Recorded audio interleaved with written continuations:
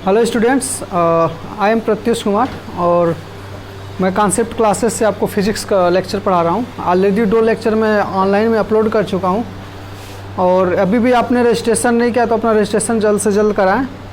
और हम लोग ऑलरेडी पीडीएफ नोट्स और क्वेश्चंस हम लोग अपलोड कर रहे हैं, उसको सॉल्व करें खुद से। और यदि क्वेश्चन सॉल्व ना हो तो फिर हमसे उसका क्वेरी भी कर सकते हैं, ठीक है।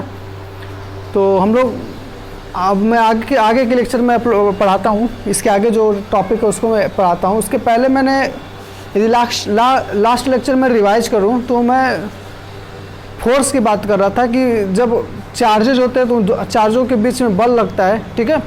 और यदि नंबर ऑफ चार्जेस है, मतलब कि यदि मान लो कि 2 चार्ज है, 4 चार्ज है, मतलब n नंबर ऑफ चार्ज हैं, तो उनके बीच में कई सारे मतलब सारे चार्ज एक दूसरे पे बल लगाएंगे, फोर्स लगाएंगे, तो उसका एक रिजल्टेंट बल लगता है। मतलब कि मैं बात कर रहा था कि जैसे मान लो हमारे पास Q1 चार्ज है, Q2 चार्ज है, Q3 चार्ज है, Q4 चार्ज है, मतलब n नंबर ऑफ 4 चार्ज है, ठीक है। तो यदि हम लोग फाइंड करते हैं कि फर्स्ट चार्ज पे सेकंड की वजह से कितना बल लग रहा है, थर्ड की वजह से कितना बल लग रहा है और फोर्थ की वजह से कितना बल लग रहा है, यदि हमको ये फाइंड करना है तो हम लोग कैसे फाइंड करते हैं? टोटल का रिजल्टेंट फाइंड करते हैं। मतलब n पे, मतलब 1 चार्ज पे 3 के वजह से कितना फोर्स लग रहा है, 2 की वजह से कितना फोर्स लग रहा है, 4 की वजह से कितना फोर्स लग रहा है। सारे फोर्स को यदि हम लोग ऐड करते हैं, वेक्टर एडिशन करते हैं, मतलब सदिश राशियों को जैसे ऐड करते हैं उस प्रकार से, उस प्रक्रिया से हमको ऐड करना पड़ेगा। तो यदि हम लोग ऐड करते हैं तो मान लीजिए हमको निकालना है एक चार्ज पे टोटल नेट फोर्स कितना लगेगा। मतलब ये मान लीजिए मैं NET नेट लिख रहा हूँ, तो हम लोग को कैलकुलेट करना हो कि F चार्ज है 1 चार्ज पे, फर्स्ट चार्ज पे जितने चार्जेज है उस पर इस चार्ज पे टोटल कितना फोर्स लगेगा। तो उसका फार्मूला क्या हो जाएगा हमारे पास? F12 plus F13 plus F14। और सपोज कर लीजिए कि हमारे पास n चार्ज है तो हमारे पास क्या हो जाएगा? Fn1, ठीक है। और जो फोर्स होता है हमारा सदिश राशि होता है, तो सब पे क्या हो जाएगा? सदिश राशि का जो साइन होता है वो साइन लग जाएगा, ठीक है। तो मतलब कि फर्स्ट चार्ज पे यदि total n number of charge है तो टोटल n नंबर ऑफ चार्जों से सारे फोर्स का हम लोग वेक्टर एडिशन कर देंगे, मतलब सदिश राशियों को जैसे जोड़ते हैं वैसे एडिशन कर देंगे, तो हमारा एक चार्ज पे एक टोटल कुल फोर्स निकल जाएगा, कुल रिजल्टेंट फोर्स, परिणामी बल निकल जाएगा, ठीक है। अब मान लीजिए हमारे पास यही सेकंड पे निकालना है कि ट्यूब की वजह से, मतलब कि इस सेकंड चार्ज पे अदर चार्जों से कितना बल लग रहा है, मतलब फर्स्ट चार्ज से, थर्ड चार्ज से, फोर्थ चार्ज से कितना बल लग रहा है। तो उसके लिए यदि हम लोग निकालेंगे फार्मूला तो हमारे पास क्या हो जाएगा? F21 plus F23 plus F24 ऐसे करके F2n, ठीक है। तो n चार्जों से टोटल परिणामी बल का ऐसे हम लोग वेक्टर एडिशन कर देंगे तो हमारा टोटल का कुल का फार्मूला निकल जाएगा, ठीक है। तो वेक्टर एडिशन के लिए मैंने 2 तरीके बताए थे। पहला एक मेथड में बताया था कि पैरेललोग्राम मेथड, ठीक है, कि मतलब कि 2 वेक्टर है, उस दोनों वेक्टर के बीच में एक पैरेललोग्राम फॉर्म करते हैं और पैरेललोग्राम का जो विकर्ण होता है वही हमारा क्या होता है? परिणामी बल होता है, ठीक है। सेकेंड जो तरीका मैं बताया था कि क्या करते हैं, सारे फोर्स को, सारे वेक्टर को हम लोग डिकम्पोज करते हैं, ठीक है। जैसे मान लीजिए मैं एक एग्जाम्पल से समझाता हूँ तो ज़्यादा बेटर वे में समझ में आएगा। सेकेंड वे कंपटीशन एग्जाम्स के लिए मतलब इजी तरीका होता है सेकेंड वे यूज करना, ठीक है। तो सेकेंड वे इसलिए ज़्यादा लोग प्रीफर करते हैं, ठीक है। तो मान लीजिए हमारे पास कोई वेक्टर है यहाँ पे, ठीक है, इसका मान है 3। मान लीजिए कोई R1 वेक्टर है, इसका मैग्नीट्यूड है 3, ठीक है। और कोई R2 वेक्टर है जिसका मैग्नीट्यूड है हमारा 4, ठीक है। ये हमारा कोई R1 वेक्टर है जिसका मैग्नीट्यूड 3 है और R2 वेक्टर है जिसका मैग्नीट्यूड 4 है, ठीक है। और सपोज कर लीजिए मेरा यहाँ पे 45 डिग्री का इन दोनों के बीच में कोण है, ठीक है। अब इन दोनों वेक्टर का हमको क्या करना है? परिणामी वेक्टर निकालना है। मतलब इन दोनों का जो परिणामी मान होगा, कुल मान होगा, रिजल्टेंट मान होगा, उसका मान कितना होगा वो हमको निकालना है, ठीक है। तो पैरेललोग्राम मेथड में बोला हूँ कि आप लोग जितना हो सके उतना अवॉइड कीजिएगा क्योंकि वो थोड़ा डिफिकल्ट पड़ता है। डिफिकल्ट क्या मतलब? लेंदी पड़ता है, ठीक है। तो इसको हम लोग डिकम्पोज मेथड से सॉल्व करते हैं, ठीक है। तो डिकम्पोज करने का मैं एक तरीका बताया था कि जैसे मान लीजिए एक ट्रिग्नोमेट्री पढ़े होंगे आपने। ट्रिग्नोमेट्री में मान लीजिए ये एंगल हमारा थीटा है, ठीक है। ट्रिग्नोमेट्री के यदि हम लोग बात करें, ये मान लीजिए एंगल थीटा है, ये हमारा क्या हो जाता है, इस थीटा के सापेक्ष में हमारा क्या हो जाता है, लंब हो जाता है, ठीक है। ये हमारा क्या हो जाता है, आधार हो जाता है, ठीक है। और ये हमारा क्या हो जाता है, कॉर्ड हो जाता है, ठीक है। किसी भी एक राइट एंगल ट्रायंगल की बात किया जाए तो ये हमारा फार्मूला होता है, ठीक है। तो इस थीटा के यदि कॉर्ड के सापेक्ष में हम लोग आधार का मान निकाल रहे हैं कि आधार का मान क्या हो जाएगा, तो हम लोग कॉर्ड को क्या बोलते हैं, कॉर्ड का जो कास थीटा जो वैल्यू होता है वो हमारा क्या हो जाता है, आधार हो जाता है, ठीक है। यदि लंब निकालेंगे हम लोग तो लंब वाला क्या हो जाता है, हमारा साइन वाला कंपोनेंट हो जाता है, मतलब chord into cos theta, chord into sine theta, ठीक है। तो यहाँ से हमको क्या पता चल रहा है, मतलब कि जिस पे भी झुकाव बनेगा, मतलब जिन दो भुजाओं के बीच में हमारा थीटा एंगल बन रहा है वो हमारा कास कंपोनेंट होता है, और थीटा के जो सामने वाला जो भुजा है दिख रहा है वो हमारा क्या होता है, साइन कंपोनेंट होता है, ठीक है। तो इस चीज़ को माइंड में याद रखिएगा, तो ये क्वेश्चन इस टाइप के हमारा इजीली सॉल्व होगा, ठीक है। मतलब थीटा से जो झुकाव वाला कंपोनेंट है वो हमारा साइन कॉस कंपोनेंट होता है, और इसके सामने वाला क्या होता है, हमारा क्या होता है, साइन कंपोनेंट होता है। मतलब मान लीजिए यदि हमारा कर्ण का मान √2 है, ठीक है, तो हमको पूछा जाए कर्ण का मान √2 है तो आधार का मान कितना होगा, लंब का मान कितना होगा, ठीक है। हमको क्या पूछा जाए, आधार का मान कितना होगा और लंब का मान कितना होगा, ठीक है। तो जो कर्ण से आधार जो जिसका झुकाव है, मतलब जिन दो भुजाओं के बीच में एंगल थीटा बन रहा है वो हमारा क्या होता है, आधार होता है। तो आधार क्या हो जाएगा हमारा √2 साइन थीटा, ठीक है। आधार इंटू साइन थीटा वाला जो कंपोनेंट हो जाएगा, सॉरी कॉस थीटा, जो जिसके बीच में एंगल बन रहा है वो कॉस कंपोनेंट हो गया, मतलब √2 कॉस थीटा आधार हो गया, ठीक है। और पूछा जाए लंब क्या है तो हमारे क्या हो जाएगा, √2 इसके सामने वाले को हम लोग क्या बोलते हैं, साइन थीटा, ठीक है, साइन थीटा, ठीक है। तो इस प्रकार हम लोग लंब और आधार निकाल लेंगे, ठीक है। तो इसी ट्रिक को हम लोग अप्लाई करते हैं हम लोग रिजल्टेंट वेक्टर फाइंड करने के, मतलब दो वेक्टर का जो रिजल्टेंट होगा, चाहे कई सारे वेक्टर का जो रिजल्टेंट होगा वो क्या होगा, उसको हम लोग फाइंड करने के लिए। तो मान लीजिए हम लोग यहाँ पे सॉल्व करते हैं, इन दोनों का हमको रिजल्टेंट फाइंड करना है, ठीक है। तो मैं बोला हूँ कि सपोज करो हम लोग क्या करेंगे, पहले एक कोऑर्डिनेट्स बना लेंगे। क्या बना लेंगे हम लोग, कोऑर्डिनेट्स, क्या बना लेंगे हम लोग, कोऑर्डिनेट्स बना लेंगे, ठीक है। तब हमारा क्या हो गया, कोऑर्डिनेट्स बन गया, ठीक है। ये हमारा क्या है, हॉरिजॉन्टल हो गया, ये हमारा क्या हो गया, वर्टिकल हो गया, ठीक है। तो अब हम लोग इन दोनों वेक्टर का हम लोग हॉरिजॉन्टल कंपोनेंट निकालेंगे और वर्टिकल कंपोनेंट निकालेंगे, ठीक है। इन दोनों सदिश राशियों का हम लोग वर्टिकल कंपोनेंट निकालेंगे और हॉरिजॉन्टल कंपोनेंट निकालेंगे, ठीक है।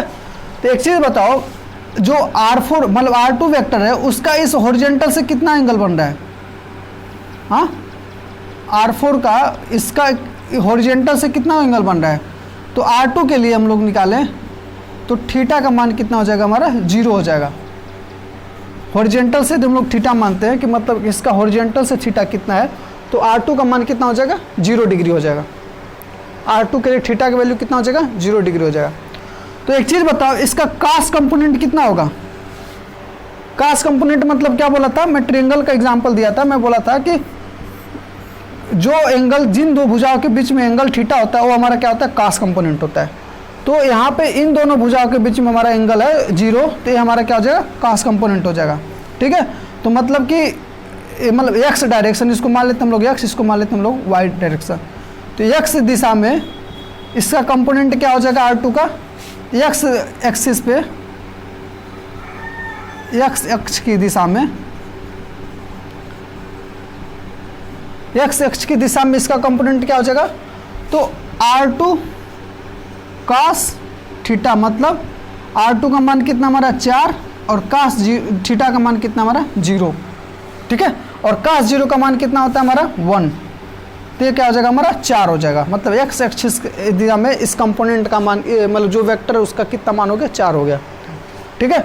अब वाई अक्ष की दिशा में इसका R2 का मान निकालते हैं, वाई अक्ष की दिशा में इसका मान निकालते हैं। तो वाई अक्ष की दिशा में निकालेंगे तो हमारा क्या हो जाएगा, R2 साइन थीटा, ठीक है। ये ट्रायंगल देखिए, यदि मतलब कि जो भुजाओं में यदि हम लोग मान निकालते हैं इसका कंपोनेंट, भुजाओं के बीच में निकालते तो हमारा कास कंपोनेंट होता है। और सामने निकालते तो हमारा क्या होता है, साइन कंपोनेंट होता है। ठीक है, तो हम लोग इसके बीच में निकाल रहे हैं, इसके विपरीत वाला जो हो जाएगा हमारा क्या हो जाएगा, साइन कंपोनेंट हो जाएगा। तो हो जाएगा R2 साइन थीटा, R2 का मान कितना हमारा 4 है और साइन 0 का मान कितना होता है हमारा 0, तो हो जाएगा हमारा 0।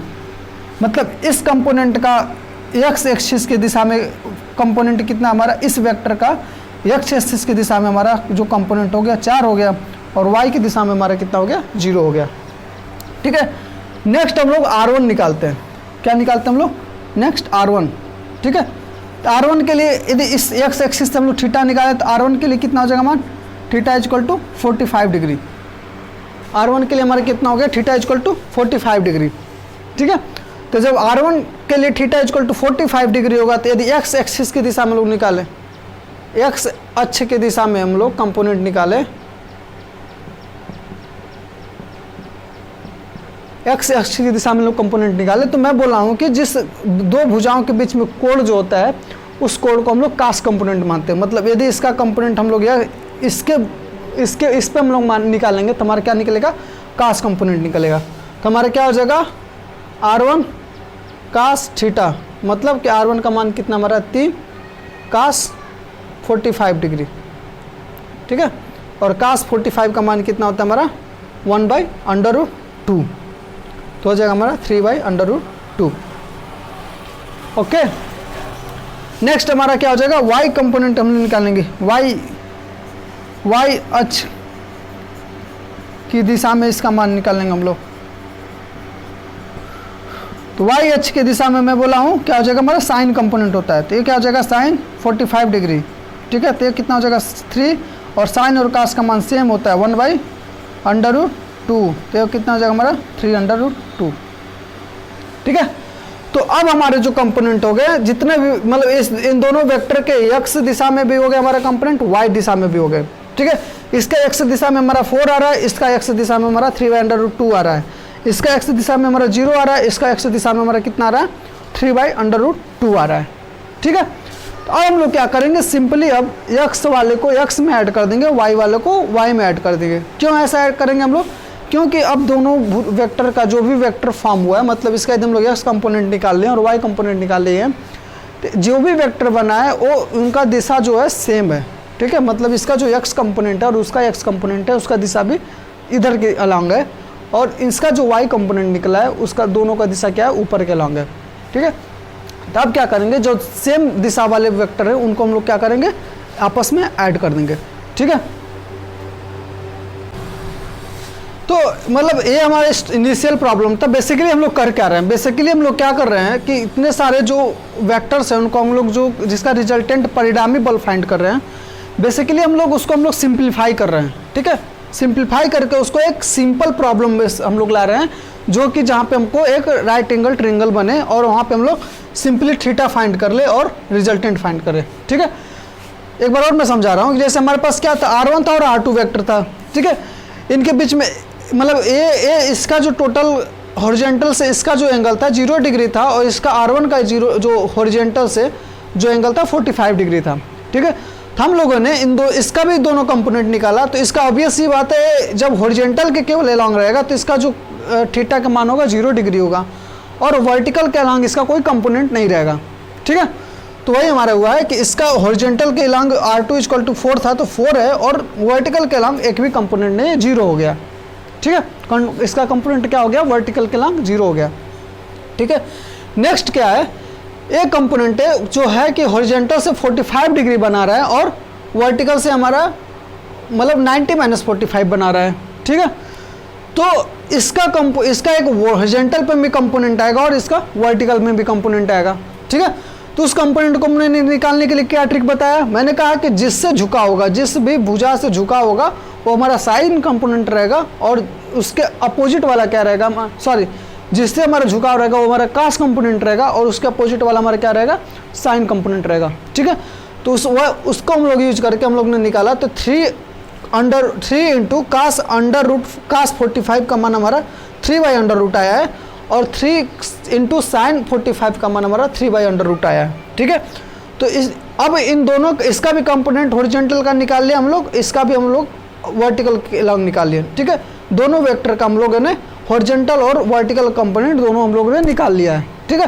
तो चूंकि अब हॉरिजॉन्टल सारे हॉरिजॉन्टल वाले फोर्स का डायरेक्शन एक हो गया और सारे वर्टिकल वाले फोर्स का डायरेक्शन हमारा एक हो गया, तब हम लोग क्या कर सकते हैं, उसको हम लोग सिंपली ऐड कर सकते हैं, ठीक है। तो हमने क्या किया, 4 + 3/√, कर दिया और 0 + 3/√2 कर दिया, ठीक है। अब हम लोग को इन दोनों का रिजल्टेंट निकालना है, हम लोगों को क्या करना है, इन दोनों का रिजल्टेंट निकालना है, ठीक है। तो मैं क्या करता हूँ, ये जो वाला हमारा निकला है, ये वाला हॉरिजॉन्टल वाला कंपोनेंट है, सेम लेंथ का एक कंपोनेंट, सेम लेंथ का एक वेक्टर मैं यहाँ पे खींचता हूँ जिसका दिशा और परिणाम दोनों सेम हो। क्या हो, जिसका परिणाम और दिशा दोनों सेम हो, ठीक है। परिणाम सेम होने का मतलब क्या होगा कि मतलब जो ए मान हो, जो मैग्नीट्यूड हो इसका, वो भी इसका क्या हो, हमारा सेम हो। मतलब ये भी हमारा कितना हो, 0/3√2। ये हमारा क्या हो गया, परिणाम सेम होने का मतलब हो गया, ठीक है। सॉरी, परिमाण सेम होने का मतलब हो गया, ठीक है। दिशा सेम होने का मतलब क्या हो गया, ये क्या है हमारा, बाहर की तरफ भाग रहा है, तो ये भी, इसका भी दिशा क्या होना चाहिए, बाहर की तरफ भागना चाहिए, ठीक है। अब क्या होगा, जो हमारा रिजल्टेंट फोर्स होता है, जो हमारा रिजल्टेंट वेक्टर होता है, दो वेक्टरों के एक के हम लोग टेल को मिलाते हैं और एक के हम लोग हेड को मिलाते हैं, ठीक है। इसका एक क्या है, एरो वाला हेड है और इस वाले का क्या है, हमारा टेल हो गया, ठीक है। इन दोनों के हमारे, इसका टेल को मिलाते हैं, इसके हेड को मिलाते हैं, इन दोनों को मिलाकर हम लोग एक हमारा क्या करते हैं, एक वेक्टर खींचते हैं हम लोग। वो वेक्टर हमारा क्या होता है, रिजल्टेंट वेक्टर होता है। वो वेक्टर क्या होता है, हमारा रिजल्टेंट वेक्टर होता है। मतलब कि अब मैं यहाँ से इन दोनों को मिलाया हूँ, इसमें इसका, इस वाले वेक्टर का, इस वाले सदिश राशि का टेल मिल रहा है और इस वाले सदिश राशि का हमारा हेड मिल रहा है, ठीक है। तीर को हम लोग हेड बोलते हैं और पीछे वाले पोर्शन को हम लोग टेल बोलते हैं, ठीक है। तो इसके टेल को और इसके हेड को मिलाया तो हमारा क्या हो गया, रिजल्टेंट हो गया, ठीक है। तो आप लोग एक चीज़ ये ऑब्जर्व करेंगे कि ये वाला जो हमारा हो गया 90 डिग्री हो गया और ये हमारा क्या बन गया, एक राइट एंगल ट्रायंगल मिल गया। क्या बन गया, हमारा राइट एंगल ट्रायंगल मिल गया। तो अब इसका मान निकालना होगा, तो हमारा क्या हो जाएगा, लंब का होल स्क्वायर प्लस कर्ड का होल स्क्वायर, ठीक है। मतलब कि हमारा क्या हो जाएगा, अब इसका मान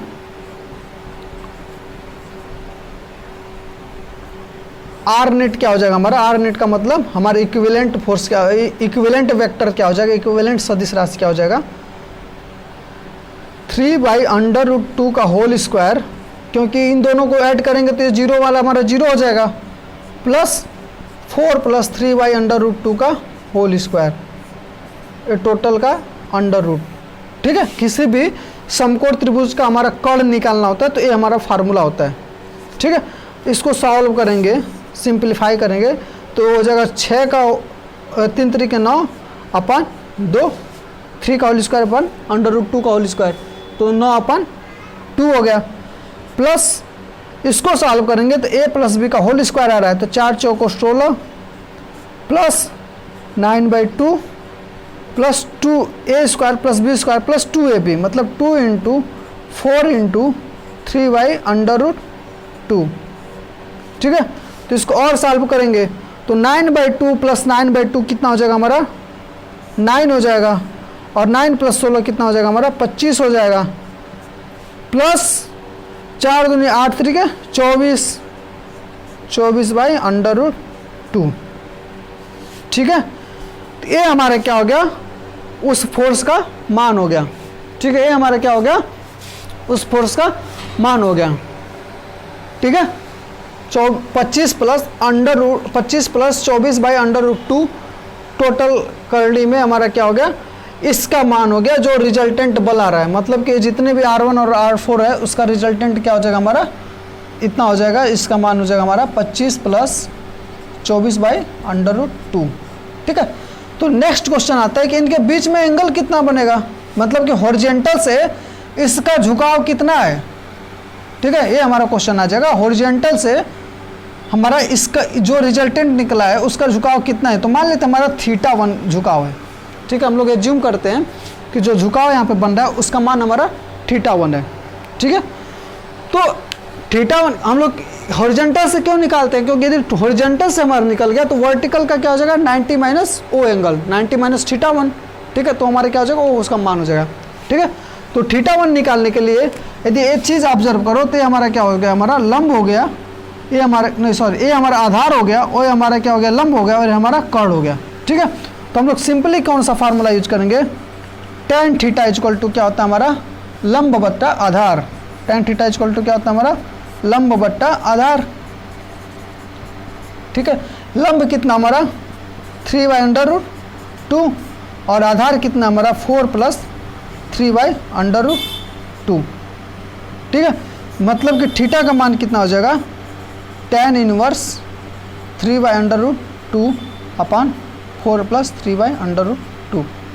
ठीक है, तो ये हमारा आ जाएगा थीटा का मान। ठीक है, तो ऐसे क्वेश्चनों को, रिजल्टेंट के क्वेश्चन को, परिणामी बल के क्वेश्चन को ऐसे वेक्टर, मतलब कहीं पे भी वेक्टर एडिशन चाहे वेक्टर सब्ट्रैक्शन का कोई भी थ्योरी आएगा, कोई भी कॉन्सेप्ट आएगा, तो इसको आपको ऐसे ही सॉल्व करना पड़ेगा। ठीक है, तो इसको आपको ऐसे ही सॉल्व करेंगे। ये tan 1 हो जाएगा, tan 1 3/√2 + 4 + 3/√2, ये थीटा का हमारा मान हो जाएगा। ठीक है, थीटा इक्वल टू हमारा इतना आएगा, tan 1 3/√2 अपान 4 + 3/√2, ये हमारा थीटा का मान आ जाएगा। ठीक है, तो कोई भी सदिश राशि को ऐड करना है, घटाना है, सब्ट्रैक्शन करना है, उसको हमको ये प्रोसेस फॉलो करना पड़ेगा। ठीक है, और मैं बोला हूँ कि पैरेललोग्राम से सिंपल कौन सा होता है, कंपोनेंट को ब्रेक करना होता है, कंपोनेंट को हमारा तोड़ना होता है, और फिर उसके एक्स वाला कंपोनेंट, वाई वाले कंपोनेंट को हम लोग जो वो करके ब्रेक करके उसको सॉल्व करते हैं, और जो हमारा सोल्यूशन आता है उसको हम लोग फिर पाइथागोरस प्रमेय यूज करके हम लोग उसका रिजल्टेंट निकालते हैं, लास्ट में जो कंपोनेंट आते हैं। ठीक है, उसके बाद उसके बीच में थीटा का मान निकालना होता है। क्या हो जाता है हमारा लंब अपान आधार हो जाता है tan θ इक्वल टू, और tan 1 कर देते हैं तो हमारा थीटा का मान निकल जाता है। ये हमारा टोटल रिजल्टेंट फाइंड करने का, परिणामी बल फाइंड करने का, परिणामी पोजीशन फाइंड करने का, किसी भी वेक्टर को परिणामी फाइंड करने का ये हमारा मेथड होता है। ठीक है, तो मैं ये कॉन्सेप्ट 11th का कॉन्सेप्ट है, तो मैं इसको क्यों रिवाइज कर रहा हूँ, क्योंकि आगे हम लोग इलेक्ट्रिक फील्ड जब भी पढ़ेंगे, चाहे हम लोग कूलम्ब्स लॉ के अदर कॉन्सेप्ट जो पढ़ेंगे, तो उसमें हमारे न्यूमेरिकल प्रॉब्लम में सॉल्व करने में बहुत काम आएगा। ठीक है, फॉर एग्जाम्पल हम लोग एक न्यूमेरिकल प्रॉब्लम इससे भी करते हैं, और इसी मेथड को हम लोग यूज करते हैं, देखते हैं तब कितना क्वेश्चन कितना इजीली हमारा सॉल्व होता है। ठीक है, तो रिजल्टेंट पे हम लोग एक क्वेश्चन सॉल्व करते हैं, एक न्यूमेरिकल प्रॉब्लम सॉल्व करते हैं। तो मैंने बोला आपको कि यूपी बोर्ड के उन्नति पब्लिकेशन के बुक को फॉलो कर रहा हूँ मैं। ठीक है, और एनसीईआरटी पाठ्यक्रम को, एक एनसीईआरटी पाठ्यक्रम का उसमें एक सेक्शन है जिसमें क्वेश्चन नंबर 6 है। ये क्वेश्चन आप लोग बुक में पा सकते हैं, फाउंड कर सकते हैं। फिर भी मैं एक बार क्वेश्चन रिपीट करता हूँ। क्वेश्चन क्या बोल रहा है कि एक वर्गाकार फिगर दिया हुआ है जिसके चारों पॉइंट पे, चारों वर्टिसेस पे 4 चार्ज रखे गए। ठीक है, एक कम, इसका मान कितना है, +2 माइक्रो कूलम्ब है, इसको माइक्रो बोलते हैं, आपको पता होगा। बी पे कितना है, -5 माइक्रो कूलम्ब है। सी पे कितना है, +2 माइक्रो कूलम्ब है, और डी पे कितना है, -5 माइक्रो कूलम्ब है। ठीक है, तो ये हमारा किसी वर्गाकार पे चारों पॉइंट पे हमारा ये चार्जेस रखे गए हैं। ठीक है, जिसका भुजा कितना हमारा 10 सेंटीमीटर है, भुजा कितना हमारा 10 सेंटीमीटर है।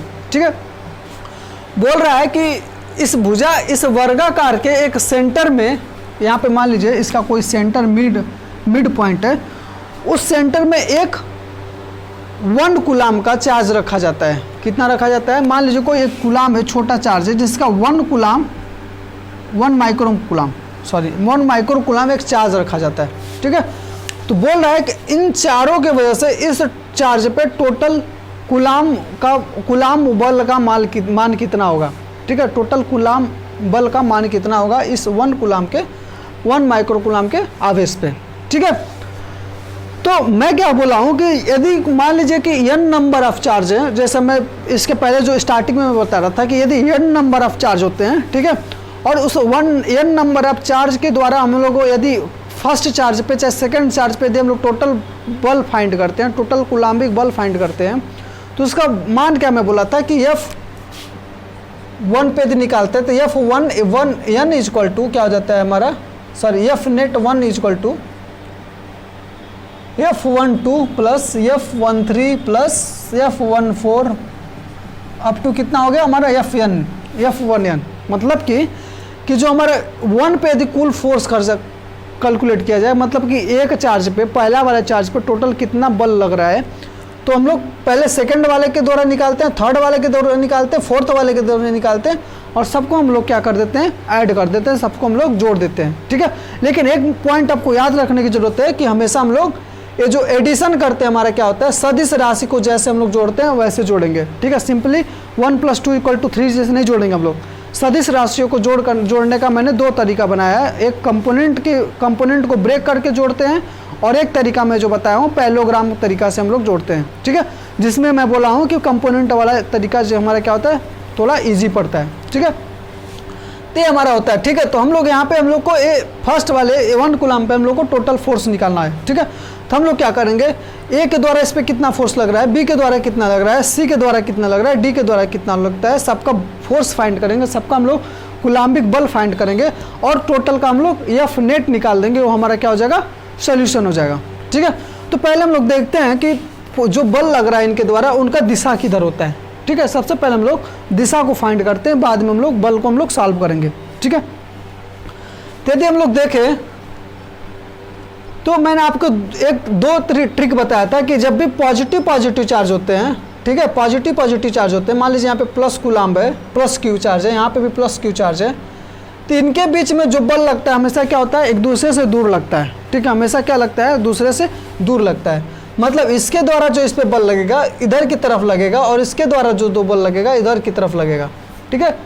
इसके विपरीत जो मैं बताया था कि यदि प्लस क्यू हो गया और माइनस क्यू होगा, ठीक है, तो माइनस क्यू का क्या होगा हमारा, ये अपने तरफ खींचेगा, ठीक है। ये क्या करेगा हमारा, अपने तरफ खींचेगा, और ए वाला हमारा क्या करेगा, इसको दूर की तरफ भगाएगा, ठीक है। मतलब क्यू वाला चार्ज इसके तरफ आएगा, लेकिन माइनस क्यू वाला क्या करेगा, अपने तरफ खींचेगा, ठीक है। मतलब ये हमारा हमेशा प्लस वाला चार्ज करता है, क्या करता है, अपने से दूर भगाता है, ठीक है। उसके जो क्षेत्र में से जो भी आता है उसको अपने से दूर ढकेलता है, और माइनस वाला चार्ज क्या करता है, उसको अपने अंदर ग्रहण करना चाहता है, ठीक है। इस पॉइंट को याद रखेंगे हम लोग।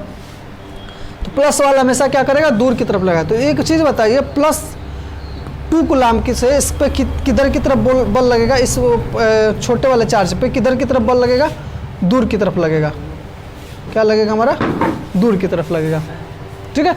इसके वजह से क्या होगा, दूर की तरफ लगेगा, और एकदम इसके लाइन के लॉन्ग लगेगा, ठीक है, एकदम सीधी रेखा में ही लगेगा, क्योंकि ये जो बल लगता है, कूलम्ब बल लगता है, हमेशा सीधी रेखा में होता है। उसका जो दिशा होता है हमारा बल लगने का, सीधी रेखा में होता है।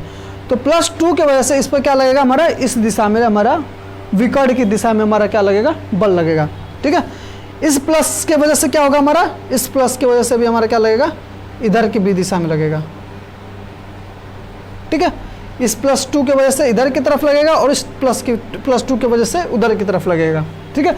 क्योंकि धनात्मक चार्ज क्या होता है, अपने से दूर ढकेलता है, ठीक है। यदि ये माइनस होता है तो अपने तरफ खींचता, लेकिन ये क्या होगा, तो इसका जो इसके वजह से जो लग रहा है इधर की तरफ लग रहा है, और इसके वजह से जो लग रहा है इधर की तरफ लग रहा है, ठीक है। ये वाला हमारा चार्ज है, ये वाला जो फोर्स का साइन है इस चार्ज की वजह से, ये वाला जो फोर्स का साइन है वो इस चार्ज की वजह से, इस पॉइंट को हमारा पॉइंट में माइंड में याद रखिएगा, ठीक है। अब आते हैं हम लोग माइनस की वजह से, ठीक है। तो -5 और अभी क्या हमारा -5 है, तो -5 में क्या बोला हूँ, ये अपनी तरफ खींचता है। -5 क्या करता है हमारा, अपनी तरफ खींचता है। मतलब कि इस पे जो बल लगेगा वो क्या होगा, इस लाइन के लॉन्ग होगा, बट वो हमारा क्या होगा, इसको अपनी तरफ खींच रहा है। ये चार्ज क्या हो रहा था हमारा, अपनी तरफ खींच रहा है, और यहाँ पे भी क्या होगा हमारा, ये भी अपनी तरफ खींचेगा, ठीक है। ये भी क्या होगा हमारा, अपनी तरफ खींचेगा, ठीक है। थोड़ा सा डिफ्रेंशिएट करना सीख लो। माइनस हमारा क्या होता है, अपने तरफ खींच रहा था, और प्लस हमारा क्या हो रहा था, अपने से दूर भगा रहा था। मतलब दोनों दिखने में तो सेम लग रहा है, लेकिन यहाँ पे क्या हो रहा है, ए वाला इसके वजह से जो बल लग रहा है ए लग रहा है, और इसके वजह से जो बल लग रहा है ए लग रहा है। निगेटिव के केस में क्या हो रहा है, यहाँ पे जो इसके वजह से बल लग रहा है इसी के साइड में है, और इधर इसके वजह से जो बल लग रहा है इसी के साइड में, ठीक है। तो हमारा क्या होगा, इसको हमारा माइंड करने की जरूरत है कि निगेटिव हमेशा अपने तरफ खींचता है, ठीक है। तो यहाँ हमको क्या मिल गया, दिशा मिल गया, पता चल गया हमको कि इसके वजह से किधर दिशा है, इसके वजह से किधर दिशा है, इसकी वजह से कितना दिशा है, ठीक है। और हमारा जो इसका बीच का जो डिस्टेंस है, मतलब चूंकि ये सेंटर में, ये चौड़ा चार्ज जो है सेंटर में है, तो इसके बीच का जो डिस्टेंस है और इसके बीच का डिस्टेंस है, यहाँ पे जो डिस्टेंस है, सारा क्या हमारा डिस्टेंस बराबर है। हमारा क्या है, टोटल डिस्टेंस हमारा क्या है, बराबर है। मतलब कि ये जो डिस्टेंस है ए डिस्टेंस के बराबर है, ये वाला डिस्टेंस इसके डिस्टेंस के बराबर है, क्योंकि एक वर्ग है और इसके चारों वर्ग के भुजा बराबर होते हैं और इसके दोनों विकर्ण जो होते हैं बराबर होते हैं। इसीलिए इसके वजह से इस ये डिस्टेंस ए के इसके बराबर होगा और ये वाला इसके बराबर होगा, क्योंकि ये मिड पॉइंट है। क्या हमारा मुख्य मतलब सेंटर में बिंदु है, इस वजह से चीज़ बराबर होगा। ठीक है, तो अब एक चीज़ बताइए, कूलम का फार्मूला क्या था, कूलम बल निकालने का फार्मूला क्या था। तो एफ का जो फार्मूला था हमारा Q1 Q2 upon R square, suppose करो हमारा 1/4 पाई एप्सिलॉन हमारा के का वैल्यू है, और ये हमारा था आर यूनिट वेक्टर था जो कि हमारा दिशा बता रहा था। ठीक है, जो कि हमारा दिशा बता रहा था। ठीक है, तो यदि हम लोग इस और इसके बीच में हम लोग बल निकालें और ए और इसके बीच में बल निकालें, तो दोनों बल का मान हमारा क्या होगा, सेम होगा। क्या होगा, दोनों ये जो परिणाम होगा और ये जो परिणाम होगा हमारा क्या होगा, दोनों सेम होगा। क्यों सेम होगा हमारा, क्योंकि Q1 Q2 भी सेम है और R भी सेम है। Q1 Q2 भी सेम है और हमारा R भी सेम है और K का मान भी सेम है। हमारा क्या डिफरेंस हो रहा है, केवल दिशा में परिवर्तन हो रहा है। क्या हो रहा है, हमारा केवल दिशा में परिवर्तन हो रहा है। और दिशा में परिवर्तन कैसे हो रहा है कि ए वाला दिशा जो है इसके वजह से जो बल लग रहा है और इसके वजह से जो बल लग रहा है, दोनों का दिशा में क्या है, हमारा माइनस का साइन है।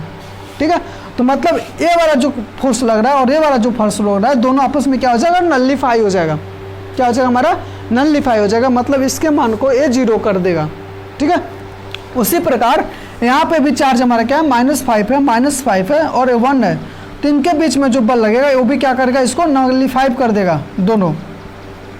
मतलब इसको ए नल्लीफाई कर दे रहा है, इसको ए नल्लीफाई कर रहा है, क्योंकि दोनों का दिशा क्या हमारा विपरीत दिशा में है। ठीक है, इसको ऐसा समझिए कि मान लीजिए हमारे पास कोई रस्सी खिंचातानी देखे होंगे आप लोग, रस्सी वाला जो गेम होता है। तो मान लीजिए दो टीम है, दोनों टीम सेम बराबर हो, सेम मतलब दोनों सेम बल लगा रहा हो दोनों साइड में, तो क्या रस्सी किसी भी साइड मूव करेगा, दोनों रस्सी मतलब वो रस्सी जो होगा किसी साइड नहीं मूव करेगा, रस्सी क्या होगा, बीच में होगा। ठीक है, उसी प्रकार को इसको समझो, ए बल इधर लगा रहा है और ए बल इधर लगा रहा है, तो यहाँ पे जो इन दोनों का जो रिजल्टेंट होगा, दोनों का परिणामी होगा, वो क्या हो जाएगा, 0 हो जाएगा, और इन दोनों का जो परिणामी होगा वो क्या हो जाएगा, 0 हो जाएगा। ठीक है, तो क्यू पे, स्मॉल क्यू पे टोटल लगने वाला बल कितना हो जाएगा। ठीक है, इस पे हम लोग क्या निकालेंगे, इसको हम लोग ऐसे लिख सकते हैं, FA + FC + FB + FD। ठीक है, FA + FC + FB + FD। ठीक है, तो चूंकि FA और FC का मैग्नीट्यूड हमारा कितना है, FA = FC है, और परिणाम को हम लोग ऐसे बार में हम लोग दिखाते हैं। ठीक है, परिणाम को हम लोग ऐसे बार में दिखाते हैं, मतलब मॉड साइन में। ठीक है, तो इन दोनों का मैग्नीट्यूड भी सेम है। और डायरेक्शन की बात किया जाए तो FA जो होगा, FA का जो डायरेक्शन होगा हमारा क्या होगा, -FC के बराबर है। इसका जो दिशा है इसके निगेटिव साइड में है। ठीक है, उसी प्रकार यदि हम लोग FB और FD की बात करें तो FD का और FB का मान मैग्नीट्यूड हमारा, परिणाम हमारा सेम है। और यदि दिशा की बात की जाए तो दिशा हमारा क्या है, दोनों हमारा निगेटिव दिशा में है। क्या हमारा निगेटिव दिशा में है। ठीक है, मतलब इसके विपरीत दिशा में है। ठीक है, तो यदि इसको हम लोग इसमें रखें तो हमारा क्या हो जाएगा, Q = FA -FC + FB - FD। और FD और FB का मान सेम है और FC और FC का मान सेम है, तो ये क्या हो जाएगा, हमारा टोटल 0 हो जाएगा। मतलब Q पर टोटल लगने वाला जो रिजल्टेंट बल है उसका मान कितना हो जाएगा, हमारा 0 रहेगा। ठीक है, तो ये हमारा क्या होगा, चार्ज एक जो बीच में सेंटर में जो चार्ज है, जो आवेश है, वो कहीं पे भी मूव नहीं करेगा, वहीं सेंटर पे हमारा क्या रहेगा, पड़ा रहेगा। ठीक है, तो इस प्रकार हम लोग न्यूमेरिकल को सॉल्व करते हैं। ये उन्नत पब्लिकेशन में आप लोग जाएंगे, बुक लेंगे उन्नत पब्लिकेशन का, तो उसमें NCERT सेक्शन में हमारा 6th नंबर का क्वेश्चन है। ठीक है, 6th नंबर का क्वेश्चन है। ठीक है, तो मैं उन्नत पब्लिकेशन के मतलब अच्छे क्वेश्चन रिजल्टेंट में इस टाइप के मैं एक PDF बना के ऑलरेडी हमने ग्रुप में डाल रहा हूँ। ठीक है, तो उसको सॉल्व कीजिए। और यदि आप अभी भी ग्रुप से हमारे कोचिंग से नहीं जुड़े हैं तो जल्द से जल्द कोचिंग से जुड़िए और रजिस्ट्रेशन कराइए। ठीक है, तो इससे रिलेटेड और सारे भी क्वेश्चन कूलम्स लॉ पे सॉल्व कीजिए। ठीक है, और जितना अधिक से अधिक क्वेश्चन सॉल्व कीजिए, बाकी जो कोई प्रॉब्लम हो तो हमसे पूछिए, ठीक है। तब तक के लिए धन्यवाद। अगले लेक्चर में हम लोग नेक्स्ट टॉपिक स्टार्ट करेंगे।